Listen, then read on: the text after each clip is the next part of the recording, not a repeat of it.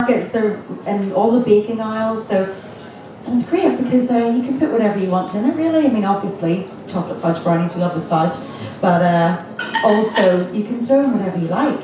I'm sure many of you have made brownies before. Have we got anyone who's made brownies in the audience? I'm sure, yeah, quite a few.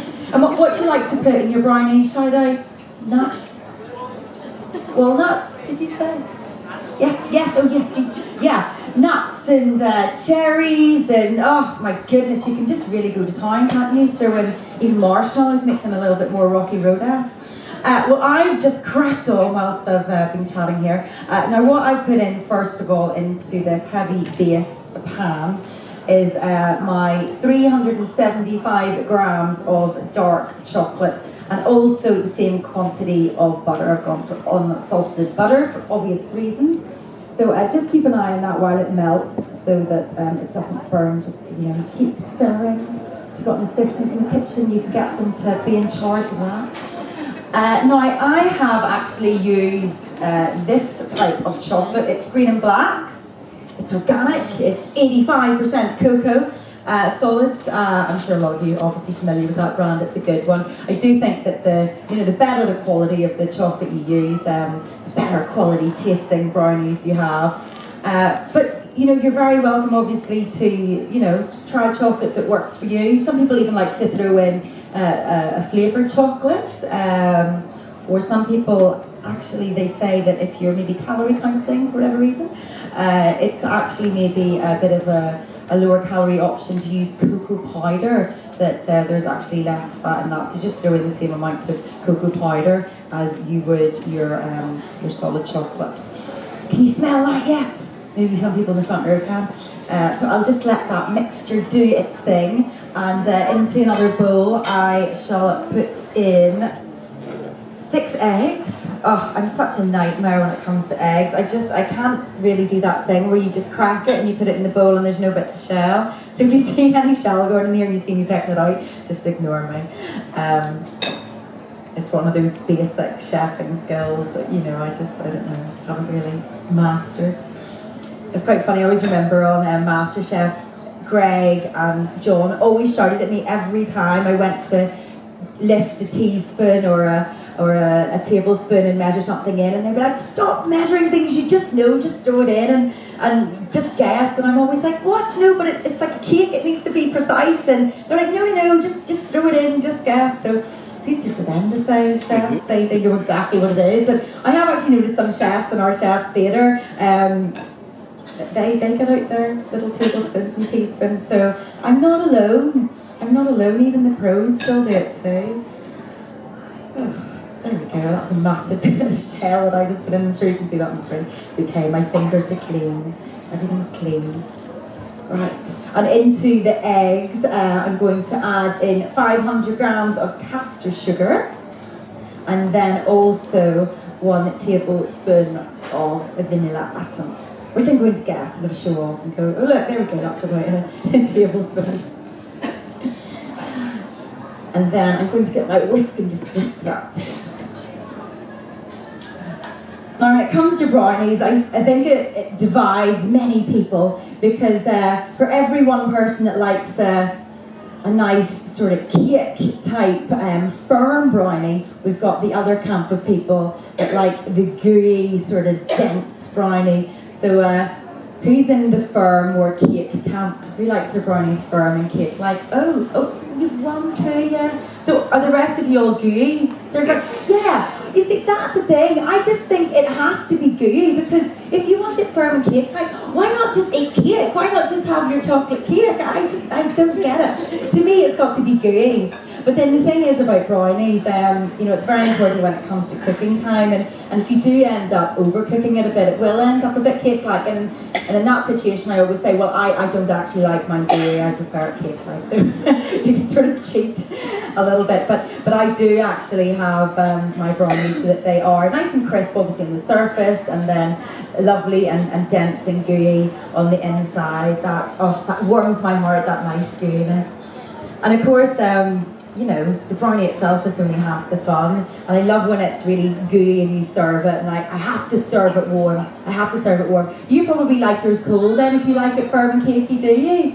Or Oh, you do like it? Well, good for you. But I love serving mine with ice cream, and sometimes if I'm pretending to be healthy, because I'm like, oh, so much, naughty food in the brownie, I serve it with strawberries, then all of a sudden it's turned into healthy food.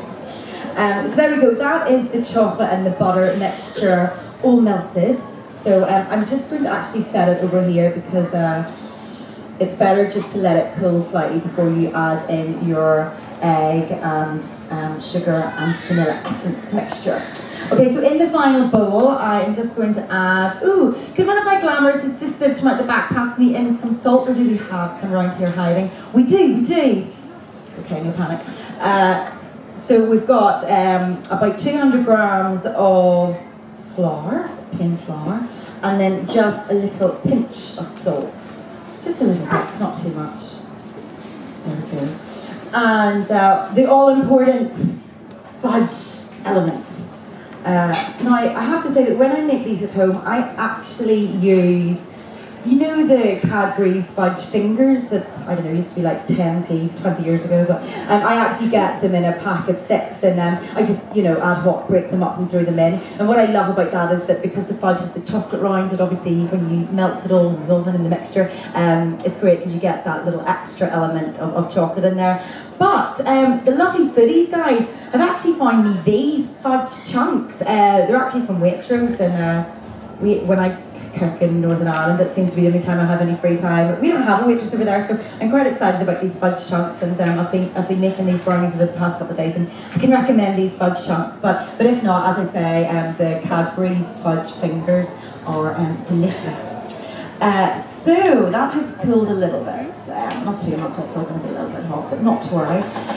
So let me at this point just slowly add in our egg mixture. Does anyone know what is special about the 8th of December every year? It's National Brownie Day. I thought, there's just a day for everything, isn't there? So there you go. Forget Pancake Day and all of that. When it gets to the 8th of December, you can whip out this recipe and give it a little bit of a go and see what you think. So just adding that in. And would you believe that today is another cooking related day? It's National Baking Day. So happy National Baking Day, everyone. I'm very thrilled to be baking for you on National Baking Day, and I'm sure they're having a right knees up next door in the cake and bake theatre. So just adding that in. And then, there goes, put in that last little part. And then of course into that adding in our flour and our salt.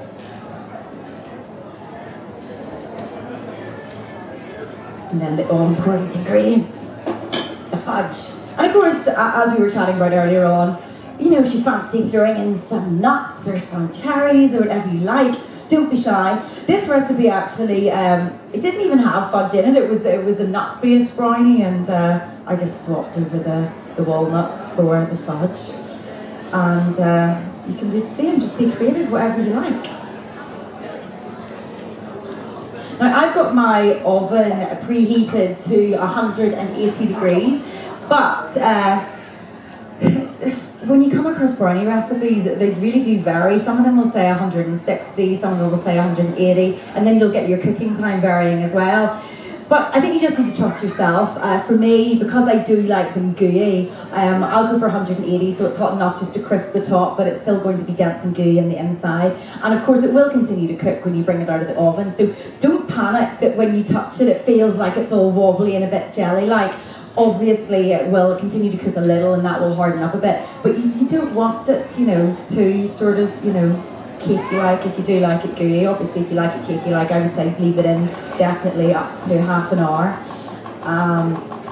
But some people do say, just to whack it up to about 200, 205 and put it in for about sort of 10, 15 minutes. Those people obviously like it really, really gooey. Now if you weren't here, I'd totally lick the spoon. And I've got my baking tray, which I've already lined with parchment paper, which obviously is very handy when it comes to whipping out the old brownies afterwards. So just whack that all in there. Ooh, fluffy. Very delish.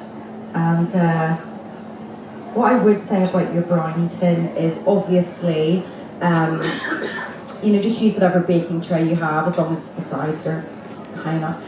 But if you use one that I would say would be smaller than this, it would be a bad idea in terms of you want your brownies to be, you don't want them to be high like cakes, you want them to be sort of small and flat. That's what they're supposed to look like. So if you use anything smaller, they're going to end up really sort of big, tall pieces of brownie cake rather than the traditional flat brownie types. So if anything, you could go bigger than that, but not smaller. So I'm just going to put that in the oven, and smells very nice. I don't know if any of you know about the history of brownies. Obviously, they're an American import. There's lots of different myths that go around, but my favourite one, it dates back to around about 1890 something, when we were all just young.